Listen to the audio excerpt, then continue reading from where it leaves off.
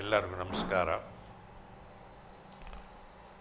ಸುಮಾರು 1400 ವರ್ಷಗಳಿಂದ ಈ ಬಕ್ರೀದ್ ಹಬ್ಬವನ್ನು ನಾವು ಆಚರಣೆ ಮಾಡ್ತಾ ಬಂದಿದ್ದೇವೆ. ಸೋಮವಾರ 17ನೇ ತಾರೀಕು ನಮ್ಮ ಬಕ್ರೀದ್ ಹಬ್ಬವನ್ನು ನಾವು ಭಾಳ ಅದ್ಧೂರಿಯಾಗಿ ಆಚರಣೆಯನ್ನು ಮಾಡುತ್ತೇವೆ. ಮೊಟ್ಟ ಮೊದಲು ಸೊಂಗನಹಳ್ಳಿ ನಮ್ಮ ಮೌಲಾ ಖಾಜಾ ಈದ್ಗಾದಲ್ಲಿ ಸುಮಾರು 9 ಗಂಟೆಗೆ ನಮಾಜ್ ಶುರುವಾಗ್ತದೆ. ಅದು 9 ಗಂಟೆಯಿಂದ 11 ಗಂಟೆವರೆಗೂ ನಮಾಜ್ ನಡೀತದೆ. ಅಲ್ಲಿ ನಮಾಜನ್ನು ಮಾಡೋರು ಮೌಲ್ವಿ ಶಫೀರ್ ರಹಮಾನ್ ಅಂತೇಳ್ಬಿಟ್ಟು ಮೌಲ್ವಿ ಶಫೀರ್ ರಹಮಾನ್ ಅವರು ಅಲ್ಲಿ ನಮಾಜ್ ಮಾಡ್ತಾರೆ. ನಂತರ ಇನ್ನೊಂದು ಈದ್ಗಾ ಇದೆ ಬೆಂಗಳೂರು ರೋಡ್ನಲ್ಲಿ, ಶಾಹಿ ಈದ್ಗಾ ಅಂತ ಹೇಳ್ತೀವಿ. ಅದಕ್ಕೆ ಟಿಪ್ಪು ಸುಲ್ತಾನ್ ರಹಮತುಲ್ಲಾ ಅವರು ಕಟ್ಟಿರೋದು ಕಟ್ಟಡ ಅದು. ಅಲ್ಲಿ 10 ಗಂಟೆಗೆ ನಮಾಜ್ ಇದೆ. 10 ಗಂಟೆಯಿಂದ ಸುಮಾರು 12 ಗಂಟೆವರೆಗೂ ನಮಾಜ್ ನಡೀತದೆ.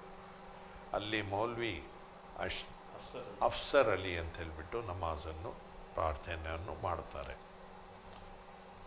ಯೂಶಲಿ ಈ ಮೈದಾನದಲ್ಲಿ ನಮಾಜ್ ಮುಗಿಯುವ ಮುಂಚೆ ನಮ್ಮ ದುವಾ ಅಂತ ಹೇಳ್ತೀವಿ. ಅದರ ಮುಂಚೆ ಬಹಳ ರಾಜಕೀಯವರು ಅಲ್ಲಿ ಬಂದು ಸೇರ್ತಾರೆ. ಅವರೆಲ್ಲ ಬಂದು ನಮ್ಮ ಈ ಹಬ್ಬದ ಶುಭಾಶಯಗಳು ನಮಗೆ ಕೊಡುತ್ತಾರೆ. ನಾವು ಅವರಿಗೆ ವಂದನೆಗಳನ್ನು ಹೇಳುತ್ತೇವೆ.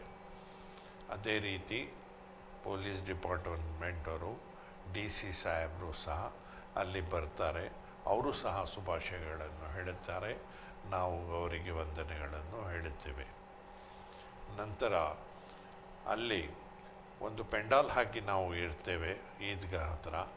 ಅಲ್ಲಿ ಪೀಸ್ ಕಮಿಟಿಯವರು ನಮ್ಮ ಹಿಂದೂ ಅಣ್ಣ ತಮ್ಮಂದಿರೆಲ್ಲ ಅಲ್ಲಿ ಸೇರ್ತಾರೆ. ಅವರು ಸಹ ನಮಗೆ ಶುಭಾಶಯಗಳನ್ನು ಹೇಳೋಕ್ಕೆ ಅಲ್ಲಿ ಬರ್ತಾರೆ. ಅದು ಪ್ರತಿ ವರ್ಷ ಬರ್ತಾರೆ.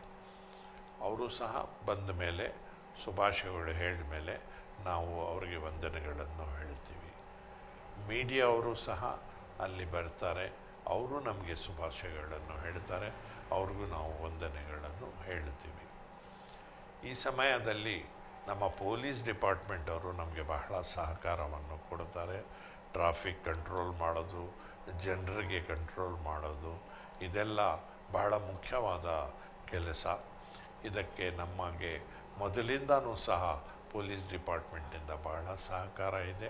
ಅವ್ರಿಗೂ ನಾನು ವಂದನೆಗಳು ಹೇಳೋಕ್ಕೆ ಇಷ್ಟಪಡುತ್ತೇನೆ. ನಮಸ್ಕಾರ.